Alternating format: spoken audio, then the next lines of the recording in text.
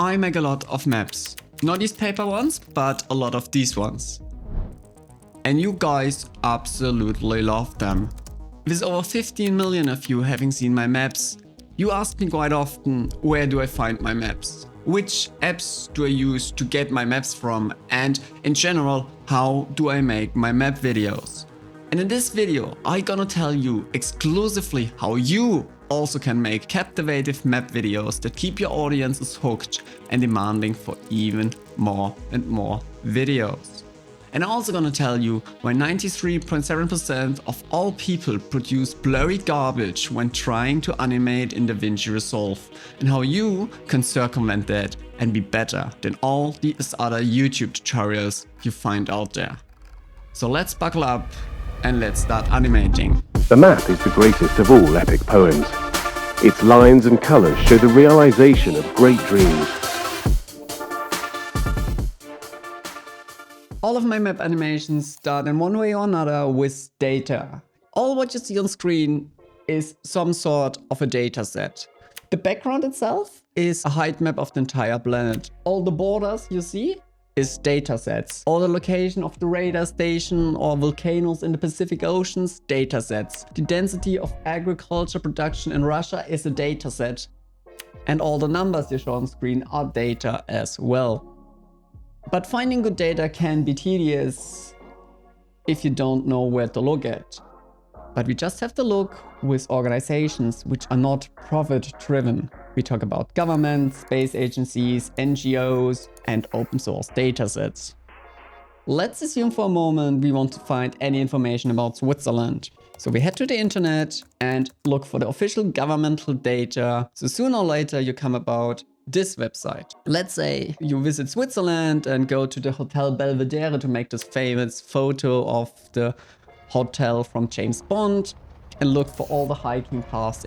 This map got you covered. But now let's assume you don't have a car and want to see all the public transport stops. You can visit a hotel with a bus. How convenient.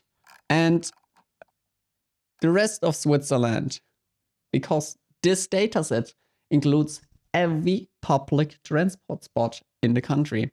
All this data is freely available and you just have to use it.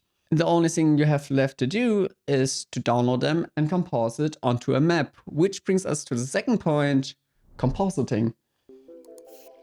With all this data now on our computer, we have to actually composite them. The problem is, if you ever grabbed a sphere and tried to make a rectangular map out of it without any distortion, you failed. It is not possible to do so. But what we can do is make a rectangular map with some distortion in there. You have most likely seen this map called the Mercator projection, which greatly enlarges everything that is closer to the poles while keeping everything closer to the equator in their original size. But this distortion has the drawback that now we have to distort our data as well. But since actual location data is baked into our datasets, the software automatically handles that for us. Everything we now have to do is to adjust some attributes. Maybe we have to change the size or the color, or make a heat map out of something, cut something out that we only have for a certain area of data, you name it.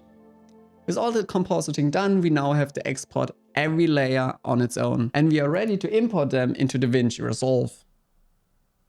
Coming to the point of animation is where the nightmare actually starts. You see, DaVinci Resolve's Fusion was never intended to be an animation software. And importing a vector file into the software, it creates your worst enemy. The stuff you should have nightmares about, and is the sole reason why 93.7% of all animator in DaVinci Resolve quit. It's the polygon mask. Let me explain. Vector files are mathematical objects. They are infinite precise, infinite sharp. If you import them into DaVinci Resolve, you get polygon mask, which is also an infinite precise, infinite sharp object. But masks are applied to backgrounds, which are not infinite. And everything you do after the background node will also be finite. means as soon as you start zooming in, it starts to become a blurry mess. The only workaround for that is by increasing the size of the background. But good luck with animating 12K images. But there's another solution which we can do, and a lot of people do not know about it. DaVinci Resolve has its own environment of vector graphics. An S-polygon is treated as a math object with its infinite precise sharpness until you put it into the render node. And everything after the render node becomes a finite pixeled image. But everything we do before the render node, like zooming in, zooming out, transforming, adding, dividing, doing whatever, all stays in this mathematical environment. Therefore, working with math equations instead of pixels, we keep our infinite sharpness. So the only thing we have to do is now to convert all the polygon masks into S-polygons, which is easy for small data sets, but if you want to transform every border of every country and every island on the planet into shapefiles, it takes forever. Believe me, I did it. It took me 2 weeks to convert, to fix and align every border on this planet. We talk here about tens of thousands of objects I had to convert, all to generate this, a 148 megabyte fusion composition, which in terms of file size is massive. This file contains every country on the planet with up to 400 of its islands as an infinitely precise math equations. We talk about tens of thousands of individual shapes, each consisting of up to thousands of points, to get this close up, this precise, this crispy good borders you see. This file is so huge it can cripple DaVinci Resolve. Even if it saves me so much time when animating these videos, I can recommend you to never try to convert it by yourself. It takes so much time, so much effort, and it's such a pain in the ass. I watched legit entire Netflix series while doing that. So if you're interested in the file, the link is down below. But now, with having all these layers in part, it's time for animation, which means a lot of keyframing, S-curves, easing in, easing out, all the text you see pop up, all the counters, arrows, and what else you find on this map. This is a process which I do for every shot separately. Every new country, every new scene is its own separate shot, which is animated separately, depending on what I want to show. In order to speed up your editing or your animation even further, I can highly recommend you scripts like batch edit and the /4 commands, which allow you to edit multiple nodes at once, which is actually extremely handy, and I wonder why it's not already built into DaVinci Resolve, but hey, maybe someday.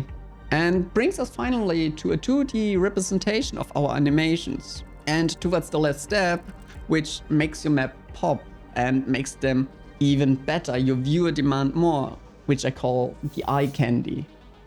To let a map really pop, to distinguish ourselves from all the other YouTube tutorials that make some plain basic map animations, we have to add some special sauce. We talk about soft glow to the highlights, drop shadows to the text and the numbers and the borders, and an artificial parallax movement and a 3D camera with some fake depth field of view, just to round all up. Then we go to render every clip out and add some sound effects from one of these countless YouTube sponsors, which provide you with a library of licensing free music and sound effects. Just put them on, layer them on top, add some appropriate sounds to all the stuff you want to add, and you're done. You created successfully some maps that will hook your viewer and demanding them for more and more. That's it. It's basic map animations.